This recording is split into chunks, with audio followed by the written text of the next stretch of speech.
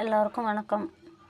இப்போ சமீபத்தில் நான் என் குடும்ப சூழ்நிலை கொஞ்சம் சரியில்லை. நாங்கள்லாம் கஷ்டப்படுற குடும்பம்தான்.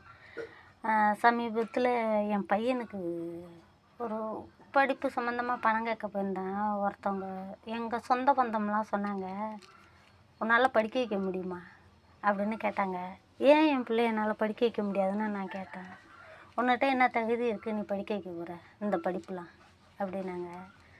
ஏன் என் பிள்ளைய என்னை படிக்க வைக்க முடியாதா அப்படின்னு நான் கேட்டேன். இல்லை, உன்னாலாம் படிக்க வைக்க முடியாது, இந்த படிப்புக்கெல்லாம் எங்களாலே பணம் கட்டோம்ல, நாங்கள் வசதி வாய்ப்பு இருந்தோம் அப்படின்னு சொன்னாங்க. எங்கே ஏழையாக பிறந்துட்டா படிக்க வைக்க யாரும் முடியாதுங்களா? இந்த உலகத்தில் எத்தனையோ எதக்க குணம் உள்ள நல்ல உள்ளங்கள் இருக்குது. அன்னைக்கு முடிவு எடுத்தேன். ஃபஸ்ட்டு படிக்க வைக்கக்குள்ள எவ்வளோதோ கஷ்டம் இருந்தது. என்னால் சமாளிச்சிட்டேன்.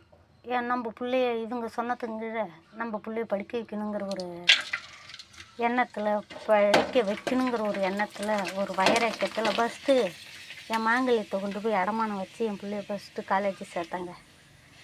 சேர்த்தத்தில்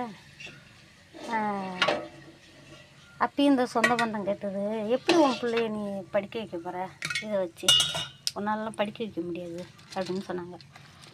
சரி, இவங்க இதையும் கடந்து போனேன். கடந்து போனது நம்ம சொந்த பந்தங்களை உதவி கேட்கக்கூடாது அப்படின்னு சொல்லி வெளி மனசால கேட்டேன். என் மாங்கல்யத்தை வச்சு அடமானம் வச்சு என் பிள்ளைய காலேஜ் சேர்த்துட்டேன். சேர்த்ததும் என்னம்மா நான் படிக்கணுங்கிறதுக்காக இந்த வேலை செய்கிறேன்னு எங்கள் பசங்க கேட்குது. தம்பி, உங்களை விட எனக்கு இது பெருசு இல்லைப்பா அப்படின்னு சொல்லி என் பையனை அடமானம் வச்சுட்டு காலேஜ் சேர்த்தேன். சேர்த்து சொந்த பந்தங்க தானே அப்படின்னாங்க, மற்ற மனிதர்கள் நமக்கு உதவ மாட்டாங்களா அப்படின்னு சொல்லி நான் உதவி 2 பேரை நாடி போனேன். படித்தவங்களே நாடி போனேன். அந்த படித்தவங்க சொன்னாங்க, எவ்வளோ வேணாலும் செலவாகட்டும், நீ படிக்க வைக்கிறத நிப்பாட்டிடாதக்கா அப்படின்னு சொன்னாங்க. அந்த நல்ல உள்ளவங்களுக்கு பெரிய நன்றி. எனக்கு என் வாழ்க்கையில் நடந்தது இது. நான் உங்களுக்கு தெரிவிச்சுக்கிறேன். எவ்வளவு நம்ம கஷ்டப்பட்டாலும் நம்ம பிள்ளைங்க படித்து அது பெரிய ஆளாக ஆயிடணும். புரியுதுங்களா? அதுதான் நமக்கு தேவை.